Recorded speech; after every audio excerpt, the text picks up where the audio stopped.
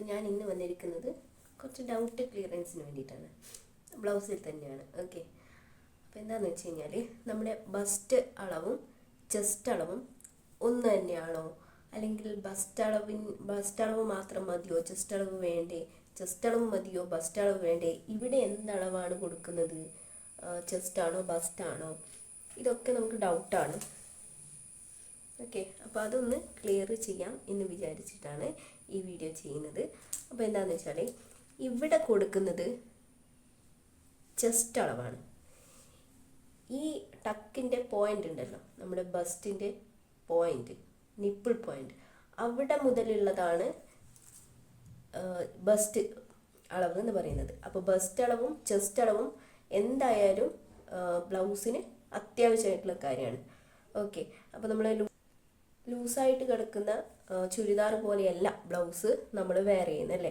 നമ്മൾ ഇട്ട് കഴിഞ്ഞാൽ നല്ല ഫിറ്റായിട്ട് കിടക്കേണ്ട ഒരു സാധനമാണ് ബ്ലൗസ് എന്ന് പറയുന്നത്. അപ്പോൾ നമ്മളെ ചെസ്റ്റ് അളവും ബസ്റ്റ് അളവും വേറെ വേറെ തന്നെയാണ്.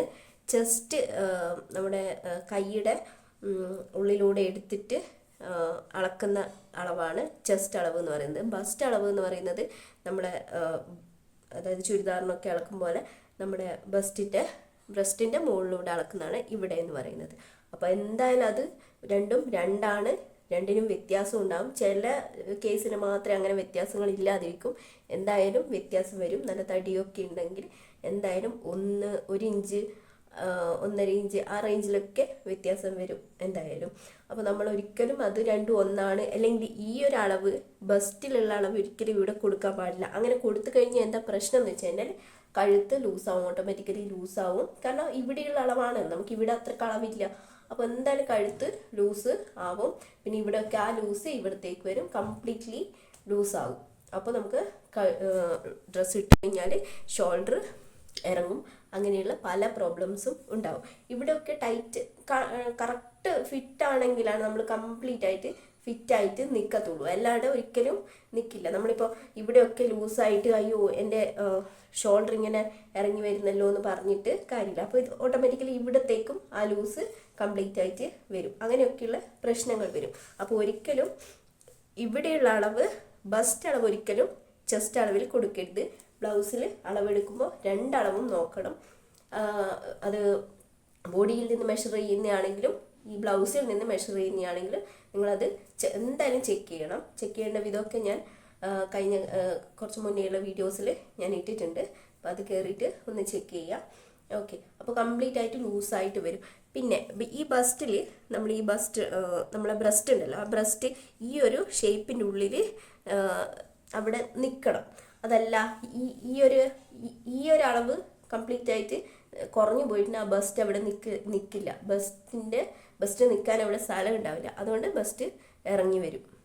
ഓക്കെ, ഈ ഒരു പോർഷൻ കയറി പോകും ഇട്ട് കഴിയുമ്പോൾ. അപ്പോൾ ഒരിക്കലും കംഫർട്ട് ആവില്ല, ബ്ലൗസിൻ്റെ ഹുക്കൊന്നും ഇടാനൊന്നും കഴിയില്ല. ഓക്കെ, അതുപോലെ തന്നെയാണ് നേരെ ഓപ്പോസിറ്റ്. ഇത് അധികമായി കഴിഞ്ഞാൽ ഈ ഒരു ലെങ്ത്ത് അധികമായി കഴിഞ്ഞാൽ നമുക്ക് ഇട്ട് കഴിഞ്ഞാൽ കംപ്ലീറ്റ്ലി ലൂസ് വരും. അപ്പോൾ ലൂസില്ല ഇവിടെയൊക്കെയുള്ള പ്രോബ്ലംസ് അങ്ങനെ തന്നെ വരും. അപ്പോൾ ഒരിക്കലും ബ്ലൗസ് എന്ന് പറയുന്നത് ഒരിക്കലും ലൂസായിട്ട് ഇടാനുള്ള സംഭവമല്ല, നല്ല ടൈറ്റായിട്ട് ബോഡി ഫിറ്റായിട്ട് ഇടാൻ വേണ്ടിയിട്ടുള്ളതാണ്. ഓക്കെ, അപ്പോൾ ചിലർക്ക് ഓരോ പ്രോബ്ലംസ് ഒക്കെ ഇങ്ങനെ ഫ്രണ്ടിലേക്ക് ഇറങ്ങി വരുന്നു, ബ്ലൗസ് ഇട്ട് കഴിഞ്ഞാൽ ബാക്ക് ഫ്രണ്ടിലേക്ക് ഇറങ്ങി വരുന്നു എന്നൊക്കെയുള്ള പ്രോബ്ലംസ്, അതൊക്കെ ഇവിടെ നമ്മുടെ ബ്രസ്റ്റ് അതിനുള്ളിൽ ഫിറ്റ് ആവാത്തതുകൊണ്ട് ആണ്. അതുപോലെ തന്നെ ആംഹോളും നമുക്ക് വലിയൊരു പ്രശ്നമുള്ള ഭാഗമാണ്. ആംഹോൾ കറക്റ്റ് അല്ലെങ്കിൽ നമ്മുടെ കക്ഷത്തിന് കണക്കായിട്ട് വന്നിട്ടില്ലെങ്കിൽ അവിടെയും ലൂസ് വരും. നമ്മൾ കൈ പൊക്കുമ്പോൾ ഇവിടുന്ന് കംപ്ലീറ്റ് ആയിട്ട് ഇങ്ങനെ കയറി വരും. അപ്പോൾ ബസ്റ്റ് അടക്കം കയറി ഇങ്ങനെ നിൽക്കും. അങ്ങനെയൊന്നും പാടില്ല. കൈയും ഒക്കെ എന്താ പറയുക, അതിൻ്റേതായ അളവിൽ മാത്രമേ ചെയ്യാൻ പാടുള്ളൂ. ഓക്കെ, അപ്പോൾ ഇന്നത്തെ വീഡിയോ എല്ലാവർക്കും ഇഷ്ടമായി എന്ന് കരുതുന്നു. എന്തെങ്കിലും ഡൗട്ട് ഉണ്ടെങ്കിൽ ചോദിക്കാം. ഇനി ബസ്റ്റ് എങ്ങനെ അളക്കേണ്ടതെന്നൊക്കെ ഞാൻ പിന്നെയുള്ള ക്ലാസ്സുകളൊക്കെ പറയുന്നതായിരിക്കും. ഓക്കെ, അപ്പോൾ എല്ലാവർക്കും ഈ വീഡിയോ ഇഷ്ടമായി എന്ന് കരുതുന്നു. Okay, by.